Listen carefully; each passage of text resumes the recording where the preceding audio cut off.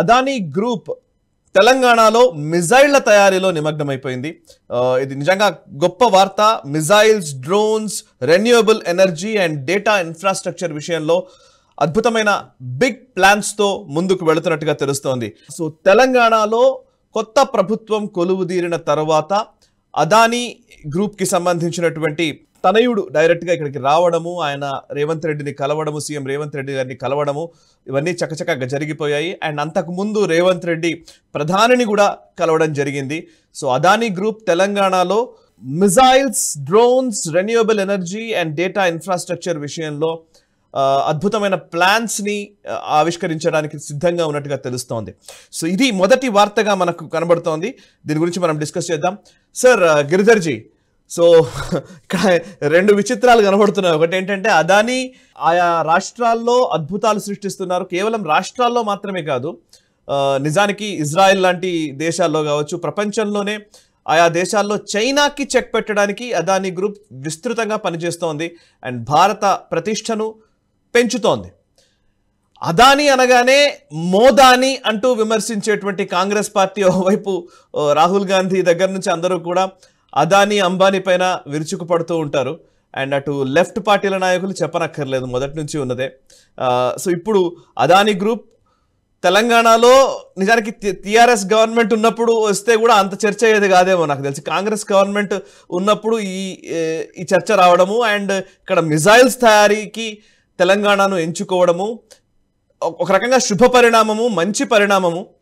ఏ ప్రభుత్వం ఉంటేనేమి, పాలిటిక్స్ పక్కన పెట్టి నిజానికి అభివృద్ధి విషయంలో ఎవరైనా సరే ముందుకు రావాలనడంలో అందరినీ మనం అభినందించాలి. సో ఒకసారి మీ రిమార్క్స్ వినాలని ఉంది నాకైతే. అండ్ డీటెయిల్స్ కూడా మనం మాట్లాడదాం. ఫస్ట్ అసలు పాలిటిక్స్ గురించి ఒకసారి మీరు చెప్తారా? కరెక్ట్. ప్రభుత్వాలు ఏవైనా కానీ కూడా ప్రజలలో మనకు అభివృద్ధి ఉండాలి, ఇక్కడ మనకు పెట్టుబడులు రావాలి, ఇక్కడ ఇండస్ట్రీ రావాలి, ఇక్కడ మన పిల్లలకు అవకాశాలు రావాలి, ఇది మనం ప్రపంచ పటంలో ఉండాలి, అది మనం కోరుకోవాలి. ప్రభుత్వాలు వస్తే ప్రభుత్వాలు వెళ్ళిపోతాయి. టీఆర్ఎస్ వచ్చింది, టీఆర్ఎస్ వెళ్ళిపోయింది, ఈరోజు కాంగ్రెస్ ఉంది, రేపటి రోజు ఇంకే ప్రభుత్వం వస్తుందో మనకు తెలియదు. ప్రభుత్వాలు ఏమొచ్చినా ఏం వెళ్ళినా కానీ కూడా ఇండస్ట్రియల్ అవుట్లుక్ అన్నది స్టేబుల్గా ఉండాలి.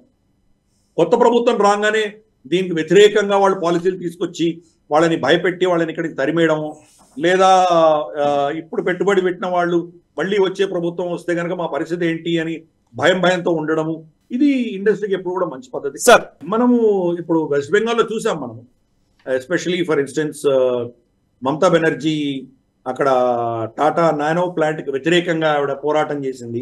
దాని తర్వాత నానో ప్లాంట్ అక్కడి నుంచి వెళ్ళిపోయిన తర్వాత ఎవరు కూడా అక్కడ పెట్టుబడులు పెట్టడానికి సిద్ధపడలేదు.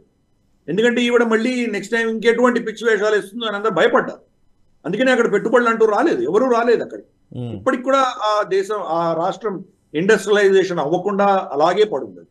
ఇంకా పాత ఇండస్ట్రీస్ ఏవైతే ఉన్నాయో, అంబాసిడర్ కావచ్చు, బాటా కావచ్చు, ఇటువంటి చాలా పాత కంపెనీలన్నీ కూడా లిటరల్గా మూతపడున్నాయి. అవన్నీ కూడా చాలా మటుకు ప్రొడక్షన్స్ వేరే యూనిట్స్ వేరే రాష్ట్రాలకి షిఫ్ట్ చేసుకున్నారు అందరూ. కాబట్టి ప్రభుత్వాలు మన రాష్ట్రంలో గతంలో కూడా ప్రభుత్వాలు మారినా కానీ, తెలుగుదేశం పార్టీ నుంచి కాంగ్రెస్ వచ్చినా, కాంగ్రెస్ నుంచి టీఆర్ఎస్ వచ్చినా, టీఆర్ఎస్ నుంచి మళ్ళీ కాంగ్రెస్కి వచ్చినా, ఒక విధమైన స్టేబుల్ ఇండస్ట్రియల్ ఎన్వైరన్మెంట్ అనేది హైదరాబాద్లో మనం చాలా కాలంగా మనం చూసాం. మనము చంద్రబాబు నాయుడు గారు ఐటీ రంగాన్ని ఆయన ప్రోత్సహిస్తే, తర్వాత వచ్చిన రాజశేఖర రెడ్డి గారు దాన్ని అలాగే కొనసాగించారు. తర్వాత కేటీఆర్ గారు, కేసీఆర్ గారు కూడా దాన్ని ముందుకు తీసుకెళ్లారు. తర్వాత ఏదో ఇన్క్యుబేషన్ ఇవన్నీ హబ్స్ లాంటివి పెట్టారు. తర్వాత ఇప్పుడు మళ్ళీ రేవంత్ రెడ్డి గారు వచ్చిన తర్వాత దాన్ని మళ్ళీ ముందుకు తీసుకెళ్తున్నారు. కాబట్టి మనకు ఇన్ దట్ సెన్స్ మనకు తెలంగాణ రాష్ట్రం కొంత మనం దానివల్ల స్టేబుల్ ఇండస్ట్రియల్ ఎన్వైరన్మెంట్ అనేది మనకు ఉన్నది అని మనం కొంచెం సంతోషించవలసిన విషయం అది. ఒక విషయం సార్, ఇప్పుడు నేను మన తెలుగు రాష్ట్రాల్లో గురించి డిస్కస్ చేస్తున్నారు. సరే, ఎన్నికలైన తర్వాత ప్రభుత్వంతో చర్చించిన తర్వాత వాళ్ళు వీళ్లకు ల్యాండ్ అలాట్ చేయడం ఏంటి, తర్వాత ఇతరత్ర ఏమేమి వాళ్ళకి కావాలో, వాటర్ సప్లైస్ కావచ్చు, పవర్ అష్యూరెన్స్ కావచ్చు. ఎందుకంటే డేటా సెంటర్స్ ఉన్నప్పుడు నానో సెకండ్ కూడా మనకు పవర్ కట్ అవ్వడానికి వీల్లేదు. కాబట్టి అటువంటి పవర్ సప్లై ఇవ్వడం కావచ్చు, వాటర్ సప్లై కావచ్చు, లేదా వాళ్ళ వేస్ట్ మేనేజ్మెంట్ కావచ్చు, ఆ డ్రైనేజ్ అంతా ఎలా తీసుకెళ్ళాలి. ఎందుకంటే వీటిల్లో చాలా మనకు మిసైల్స్ తయారు చేయడం కానీ, డ్రోన్స్ తయారు చేయడం కానీ, వీటిల్లో చాలా మనకు ఒక విధమైనటువంటి అవుట్పుట్ వేస్టేజ్ స్లర్ చాలా వస్తుంది, దాన్ని ఎలా మేనేజ్ చేయాలి, ఇవన్నీ కూడాను తెలంగాణ ప్రభుత్వం వాళ్ళకి అష్యూరెన్స్ ఇవ్వడంతో వాళ్ళు ఇక్కడే పెడదామని చెప్పేసి నిర్ణయించడం జరిగింది. అదానీ ఏరోస్పేస్ పార్క్, అక్కడ వాళ్ళు ఆల్రెడీ ఒక అద్భుతమైనటువంటి ఆవిష్కరణ చేశారు.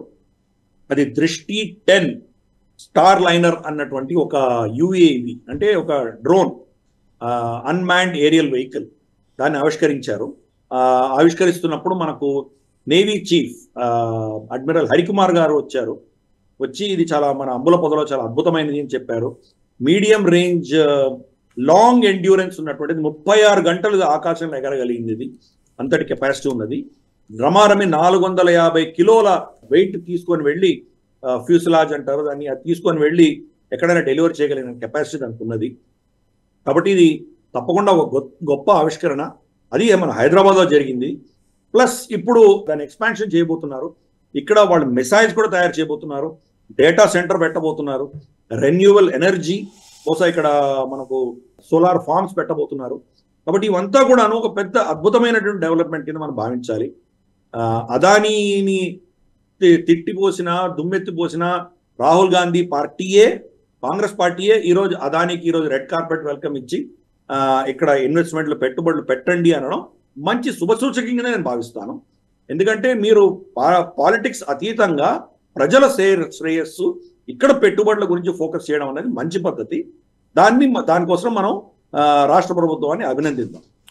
రైట్. యాక్చువల్లీ తెలుగు రాష్ట్రాల్లో ప్రసార మాధ్యమాల్లో అంబానీ అదానీకి సంబంధించి ఒక నెగటివ్ ప్రాపగండానే ఎక్కువ జరుగుతుంది సార్. అండ్ పాజిటివ్గా ఈ విషయాన్ని నిజంగా కవర్ చేసిన వాళ్ళు కూడా లేరు చాలా వరకు.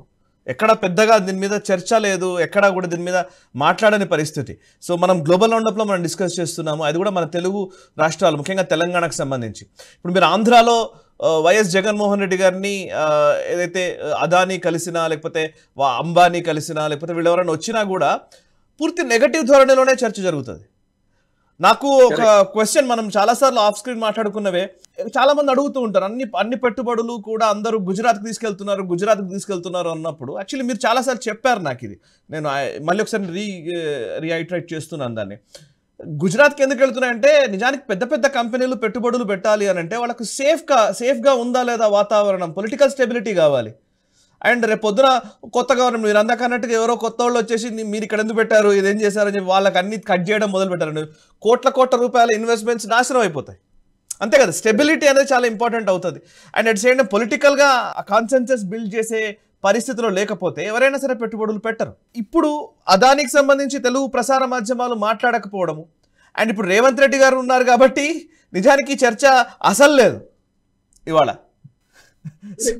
చాలా దౌర్భాగ్యమైన విషయం. ఎందుకంటే మనం ఎప్పుడు కూడా పార్టీలకు అతీతంగా చూడాలి. ఆపర్చునిటీస్ మన పిల్లలకు వస్తుందా లేదా అన్న విషయం మనం గమనించాలి. అది వదిలేసి ఒక విధమైనటువంటి లెఫ్టిస్ట్ భావజాలం ఉన్నటువంటి వ్యక్తులే మనకు జనరల్గా మనకు మెయిన్ స్ట్రీమ్ మీడియాలో మనం చూస్తాము. వాళ్ళ ఎడిటర్స్ కానీ యాంకర్స్ కానీ జనరల్గా ఆ భావజాలను సపోర్ట్ చేసే వాళ్ళే ఉంటారు.